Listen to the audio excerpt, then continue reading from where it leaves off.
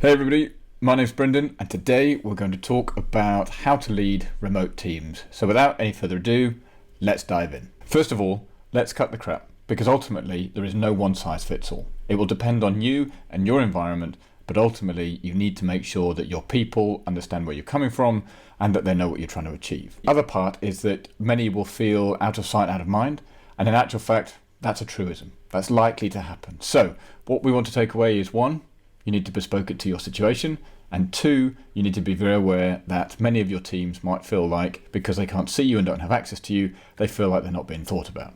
Whether or not that's true, that's up to you to make sure that it doesn't happen. In virtual environments, communication needs to be over-exaggerated. It needs to happen more because what actually happens is that your teams and those around you on the other end of the virtual screens will hear less of what you have to say.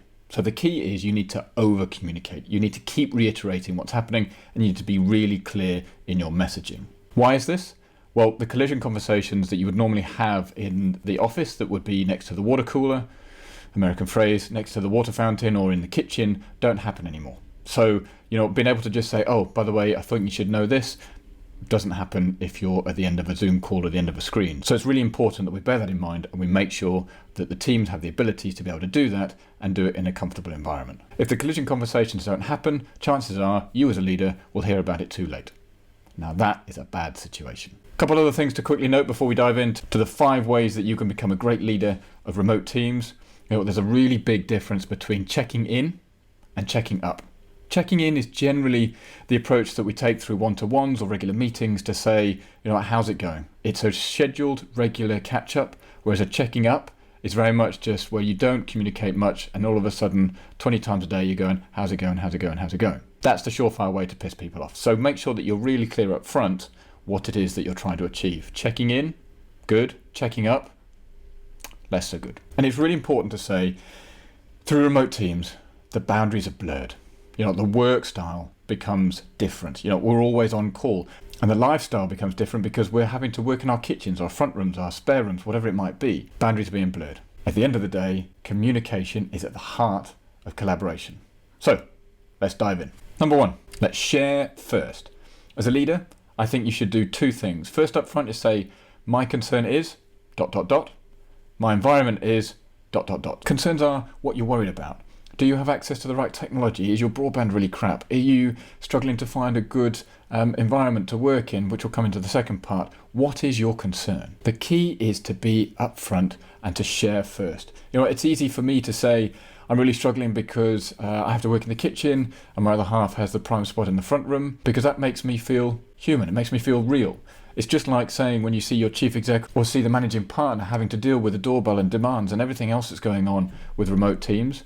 We need to share first to help others feel more comfortable. The second part is my environment is suboptimal, really good, really bad. What's happening? I'm having to share the kitchen table. I'm having to work off the side of a desk. I'm literally having to find a space that allows me to work properly. Being open and sharing first, it puts your teams at ease. Now it might feel a little bit strange, opening up, but the point is you want your teams to understand what you're going through so that they can share with you. So number 1, share first. Number 2, set expectations.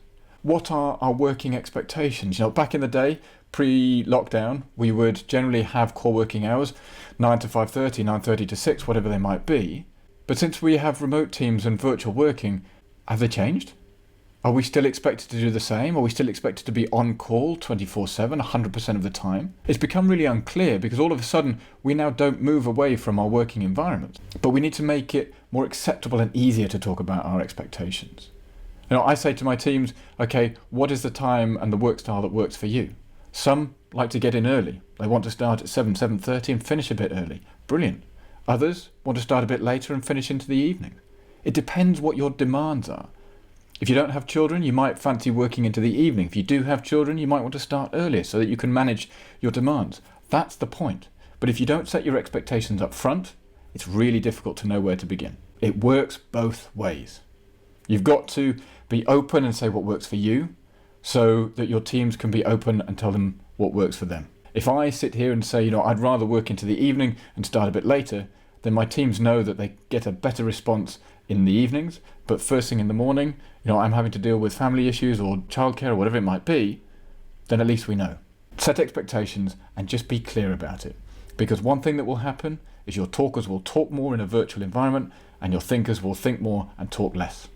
Now that's bad, because we don't want people to keep in and internally take things on and not share with you what usually happens, because then it goes back to the beginning and all of a sudden leaders hear about it last. So, number 2, set expectations. Number 3, start communicating. Sounds silly, but let's do it. I think what leaders need to do is to set the expectations and a schedule that works for them. You might need to over-communicate to begin with. You might need to have bi-weekly one-to-ones or one a week until 3 months in, just to see how the cadence and what works for you and your teams. But the agenda for those one-to-ones must be led by the employee.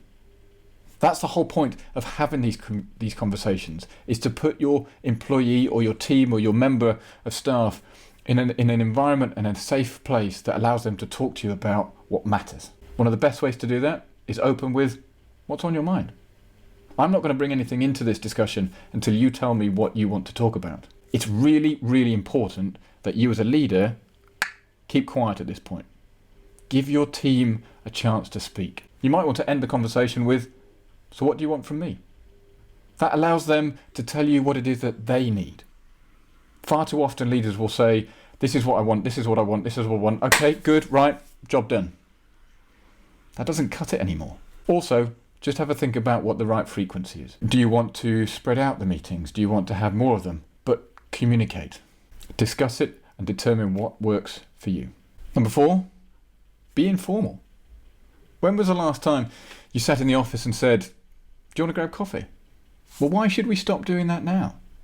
Just because we spend most of our time looking at these things through Zoom, WebEx, Skype, Slack, Teams, whatever it might be, why do we not take the time out just to say, "Fancy a chat?"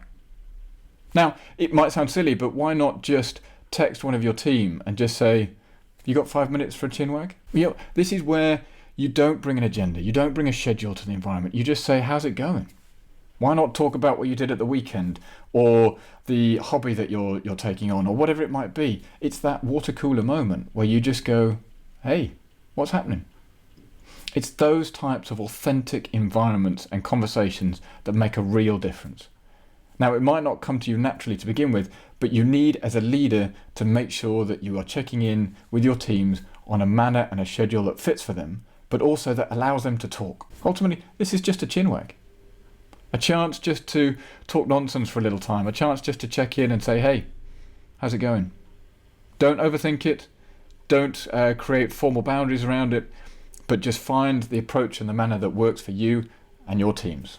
And number 5, try different things. Now, I'm a really big believer in this, because you know what, if you try something and it works, happy days. But if you try something and it doesn't work, that's actually better, because at the end of that, you will know more than you did beforehand. You know, it could be a whole number of things. There's one thing that I've heard recently that works quite well. It's called listening sessions. 2 or 3 members of a team might talk and discuss a particular topic, and others are invited into that session, but only on a listening basis. It's not a chance to turn up and give advice. It's just a chance to listen and hear around what's happening to others of the teams, and it might be along a topic that resonates. This could be, for example, Zoom fatigue. Now, I'm perfectly aware that I've actually had enough of Zoom of late, and of recent days have turned the camera off. I don't need to see everybody every now and again. If you get to know your teams, you don't need the camera to be on, but conversely, you know, being able to have that interaction is sometimes good. One-to-ones, maybe good. Team meetings might not be so good, but whatever you do, it needs to work for you. But a listening session is actually quite a good idea. Could be team lunches. Why not put a meeting in the diary that just says, every Friday we are going to have a team lunch and we'll tell each other what we're eating. Could be anything from your self-made salad to last night's leftovers to whatever it might be. The point that I'm trying to make here is create a moment. Share something funny. Share something that you're proud of. Share something you're excited by. I'm sure we can all think about funny moments that we've had whilst on Zoom calls. So all of a sudden, like, why not share something that's amused you? We've all seen on TV where people come into the background and you're thinking, okay, just stop it. But why not? Let's share those, because they build rapport, they build strength among teams, and they just show that, you know, life happens. Let's not shy away from those, bring them into the room, proverbial room of course, bring it in the conversation. As you've probably noticed, all of these parts around leading virtual teams, or teams on a virtual basis, or remote teams, because all teams are real, is the communication and the people aspects. Far too easily, leaders forget about the people side and just go, right, this is what I want to achieve, let's get on and do it. Start with why. Why are people buying into you? It's because you care. It's because you need them to do what they do so that we can all move towards the collective goal. And finally, you could create a buddy system. If I'm particularly good at fixing a particular part of technology, or I'm really good at coordinating and configuring a particular aspect, then why not become the buddy that everybody goes to? Easy one. It's like a tech bar, for example. You could be the person that just sits there and says, you know what, I'm happy to help people set up their Outlook if they're ever struggling. I mean, hopefully it'll be slightly more exciting than that, but you know what? It's a good way of doing it. Then all of a sudden we could say, I'm here to listen. If anybody needs to talk about anything, you know what? No judgment, no bias. I'm here to do it. It might not always work, but I think as a leader, you need to try things. So they're my 5 best ways to lead remote or virtual teams. And with that, click the subscribe button, give me a thumbs up, and I will see you in the next video.